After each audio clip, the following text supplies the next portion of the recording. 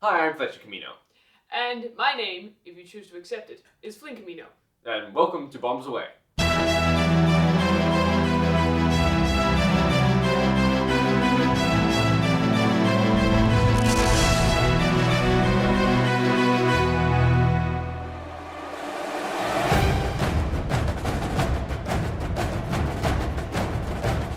The movie we'll be reviewing today is Mission Impossible: Dead Reckoning Part 1, a movie that was waiting for 8 months and finally came and was everything and not at all what I expected it to be. But Flynn, maybe you should go with the details. Yes, So- so it's directed by Christopher McQuarrie, starring obviously Tom Cruise. It was released yesterday in Australia. Yeah. And well, yes, we've been waiting a long time. It also stars Simon Pegg, Ving Rhames, and Hayley Atwell, Hayley Rebecca Atwell. Ferguson, lots of people. We'll cover all of them. Anyway, we were very lucky because the release date in Australia was pushed up 4 days, so we're seeing it before anyone in America or in the rest of the world sees it, which is very exciting. So I'm very eager to share our thoughts from what we absolute first impressions were of this movie. So let's dive right in. Okay, let's start with some positives. Obviously, there's a lot of positives. There's a lot of positives, yes. But I have to say the first positive was just get this out of the way. The action sequences. Oh, astounding, incredible stuff. I'd have to say that there's 3-4 big showstoppers. Yeah. The climax feels like 2 or 3. But yeah, it's a lot of big action. I don't want to spoil too much. If you ever watched the trailer, you sort of get an idea of what the action sequences are like, but really you don't get a full idea of the scope and the inventiveness and the realism of all the action sequences unless you've actually watched the movie. The big deal, of course, is the motorcycle off the cliff stunt, which is incredible. I mean, he did that 6 times going on if you watch behind the scenes. And I've watched it so many times in like trailers and sneak peeks and featurettes that I thought I'd get tired of it by the time I got to cinemas. And I saw it on the big screen, but when I saw it on the big screen, literally when he went off, like, the shot and everything, my stomach just went up into my mouth. I was just like, ooh, it was pretty incredible. But I wouldn't actually say that was the biggest action sequence. I mean, the car chase in Rome was pretty epic, and the trailer does not do it justice. It just shows short clips, and it is a really long one, and it is amazing and actually surprisingly comedic. Yeah. I think it's good. Yeah, I think they drew out the comedic element a bit too much. I mean, I thought it was good. That's just my opinion, but like, I think he was a bit embarrassed, and then he kept being embarrassed for a long time. You got to see, but there's a great sort of sequence in the middle of the car chase that's very funny, and the train sequence at the end. And I'm not kidding. The train sequence is like pretty much the last third of the movie, and it's really, really long. It just goes from action sequence to action sequence to action sequence, and it is quite exhausting. But it is it barely the trailer barely shows any of it, and we can't spoil anything. But let's just say that it's epic and it's nail biting and it's just to give you an idea. After watching the movie, you're like, oh, that was really fun. I went to the bathroom. And then, I did my thing and I came out, but I misjudged the door. I was just a bit exhausted, like, And you weren't even actually doing this. Yeah, I realized like how draining it was. Just amazing. It is a draining movie. It's like this isn't like a bad Michael Bay sort of draining. It's more like an Adventures of Tintin type draining. Really intensely satisfying, but also just like, whoa, that was epic. Yeah. And that's a good feeling. I get that from all Mission Impossible movies. There's a lot of great action sequences and a lot.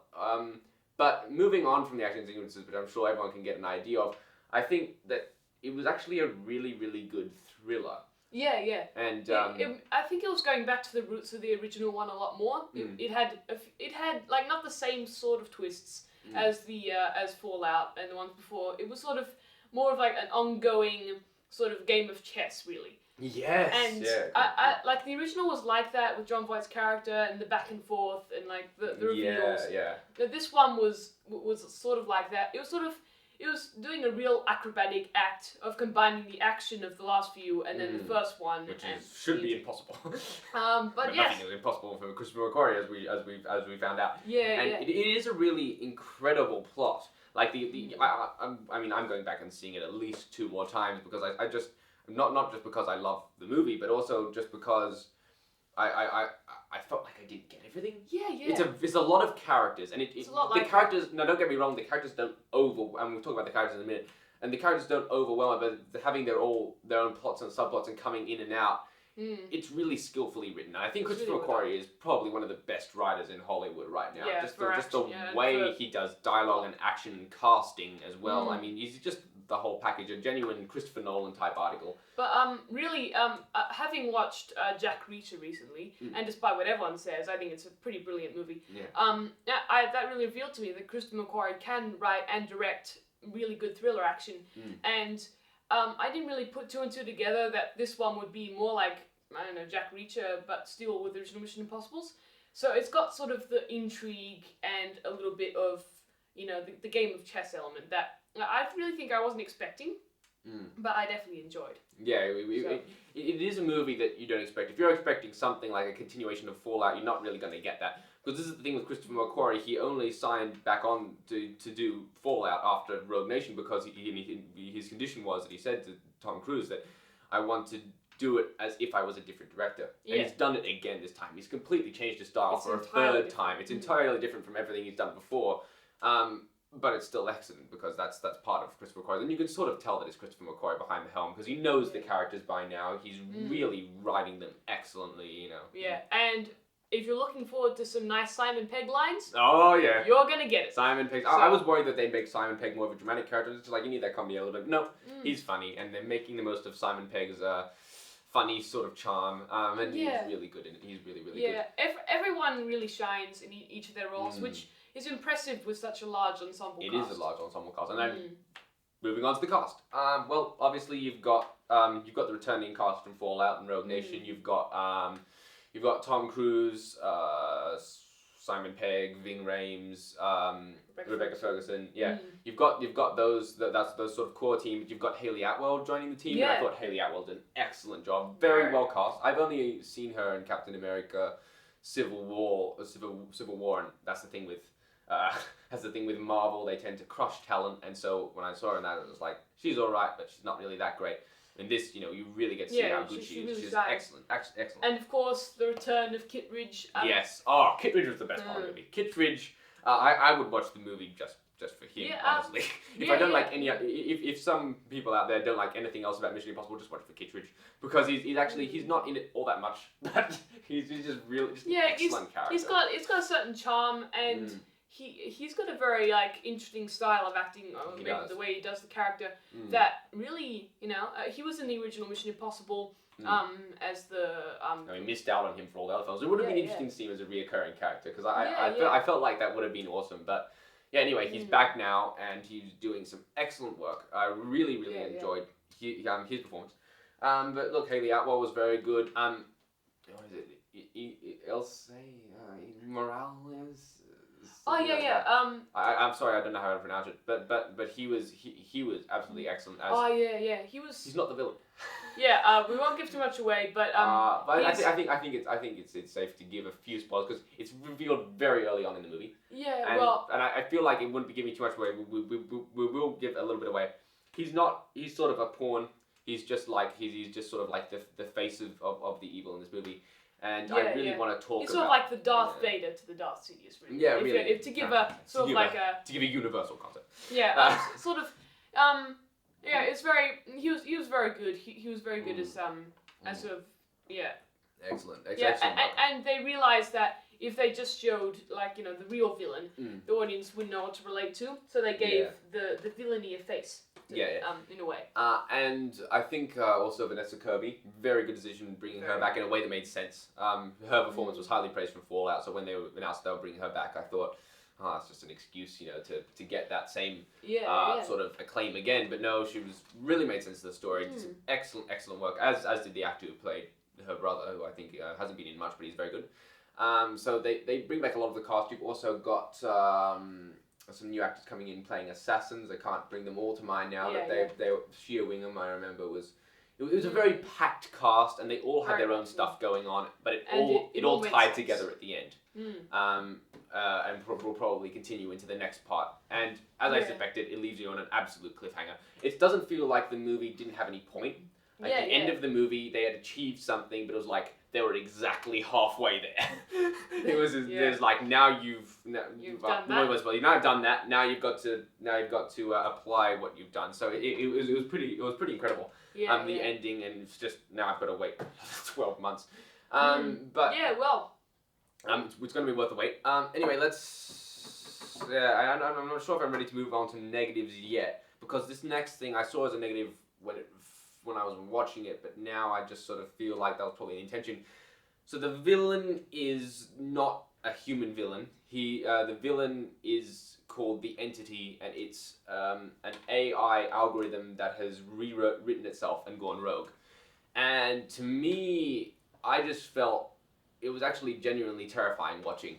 Like, watching it, it was extremely unnerving, and I was always, I wasn't sure about it. Like, I felt uncomfortable whenever the Entity was mentioned, and I was just like, this doesn't feel like Mission Impossible. It's like something that we've never had in this franchise before.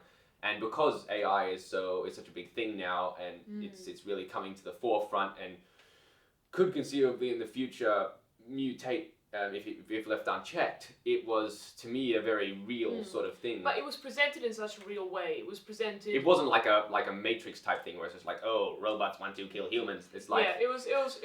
Yeah. Not that we have anything against the Matrix, but it was more. Oh, Matrix was great. It was more just. It was more real. It was through electronics. It was through technology and satellite. And it was depicted in a way that was like unbeatable. And to me, I thought, well, no human can beat this thing because it sees everything. It's like, it's seen every possible outcome. It sees everything that the characters are and what they'll do. Yeah. And so that was just sort of terrifying to me. And I thought, I'm not comfortable with this. But I realized when I came out of the movie theater, that's exactly what the intention was. Yeah. You're not supposed to be comfortable. Christopher McQuarrie was sending across a very clear message that we need to be very careful with how we handle technology, and this is what could happen. And it was just really, really unnerving for me, and I came out of the cinema just feeling a bit shaken by it all because Of course, this is coming from the star and producer that doesn't trust CGI and does all its own stunts. Yeah. So. Well, too true. Might too be true. real. But yeah, I mean, it was a very real threat, and it felt very now very awesome. It was and it was very interesting. It added a whole new layer to how the characters fought and how everything was. All the the gadgets they'd use were now sort of obsolete. Yeah, exactly. They had to go back to get older gadgets, and they had to be unpredictable, which was very interesting. There was a lot more improvising, After 6 movies of running through the motions of you get your mission, you go to your team, you get the gadgets, you do this, you infiltrate this place, you get the gadgets, you win. I love that. It was fine, but it was like it was a formula of every standard Mission Impossible episode of the original TV series. But this is just like, well, all of that's been flipped now because you can't trust any of the technology you're given. So all of the gadgets they have are actually working against them now. And it's all the human element. It's all human elements, and you can't trust. That's the weakest link. And so basically, it's a whole chain formed of weakest links. And what does that lead to? And to move on from that, I thought the drama in this movie was excellent. It was very. This is probably the most dramatic Mission Impossible movie there is. If you thought Fallout was intense emotionally, this is just blasted out of the water. It is really a lot of intense, dramatic moments. And to me, the stakes had been raised the highest they'd ever been. And, spy movies, that's the thing for spy movies. They're always trying to raise the stakes. Yeah. And it never really actually, works? It never actually really works because it always ends up being a bit cartoonish. And that's fine, spy movies, but this one, that's how spy movies work. But in this movie, it was genuinely the stakes are really real. Incredibly high, and it wasn't like a James Bond thing where the next level on the stakes is he want to destroy the world and something else. And do something else. But it was more of just the entity element. But I feel like I had more of an intense reaction to the movie in the same way that I reacted to No Time to Die. Because No Time to Die, and we should do a video on No Time to Die and the decisions it made, because it was released during the COVID-19 pandemic. And instead of saying, oh, we've got this plot about a disease that can kill everyone and it's unstoppable, we should get that out of there and just provide this escapist thing, Instead, Bond producers made a very bold move and said, nope, we'll just go straight ahead with it. And so the whole movie was about battling this disease, and that's what No Time to Die was about. And so I was watching, I was just like, COVID's happening all around us, and you're watching this James Bond movie about James Bond battling COVID, basically. Well, I then think, it's a real. Yeah, it was a very intentional choice to make a very now topic. Yeah. Yeah, and but I don't know. I think they probably just did that specifically for the COVID-19 pandemic. Yeah, because I don't know what happened, you know, but everyone was dealing with it the sounds virus. like there was a lot of delays with it, so I wouldn't be surprised if that idea was pre-existing. Yeah, true. But it, I felt like it was similar to No Time to Die in that way, but it's a lot more pertinent now. And I think it was a great villain. Anyway, maybe we should go for some negatives. Yeah. Well, let me see negatives. So for negatives, that's a tricky one. Yeah. I really don't think. I can't think of any. Same thing before. I found it very disarming that it was very different to the Mission Impossible I was expecting. But then again, That's purely intentional. Fudge is right. It was, Christopher McQuarrie's intention to act like a different director in each film, and really all the things he did I should have seen coming, but I just I couldn't because there's a big thing in the movie that happens that was really well, we can't spoil it, but you know it when you see it, and it was quite a moment. But look, that's just the way the movie was supposed to be. It was always supposed to be a movie that changed the face of how Mission Impossible movies worked and went in a completely different direction while retaining the core team. Well, the last one was sort of a popcorn action film. Yeah. And this And an excellent one of that. An excellent one, one of the greatest. And this one was a popcorn action film with another layer on the cheesecake of action. Oh, the action cheesecake. Yes. Well said. But I really can't think that all the negatives I would have had when I was in the cinema make perfect sense to me now when I thought about it. Like, of course, that they meant to do that. That makes sense to me. But honestly, in terms of negatives, it's very hard to think of any. And I think that if there were any, it'd be like really tiny things. I can't think of any major things that held the film back. Because, and it seems the critics are all agreeing. I mean, the ratings it's got right now are just through the roof. Isn't it 99%? It's 99% on Rotten Tomatoes, which is the highest of any Tom Cruise movie ever. Probably right up there for an action movie. I don't know if it'll stay there, but I hope it does, because it certainly deserves to. And, I just thought it was an excellent movie, and I really can't think of any negatives. So, like, subscribe, and hit the bell button. Ding! So you can get notifications when brand new videos come in, which happens all the time. Flynn's got a series, I've got a series, we've got 2 series. So please leave down in the comments whatever you want us to do in any series. Let us know if there's a movie coming out, coming out soon that we're not sure if it's worth reviewing because we're not sure how many people will watch it and we're not sure about it. Barbie. Should we commit ourselves to this or should we not? Thank you for watching. Bombs away, and this video will self-destruct in 15 seconds. Thank you for watching.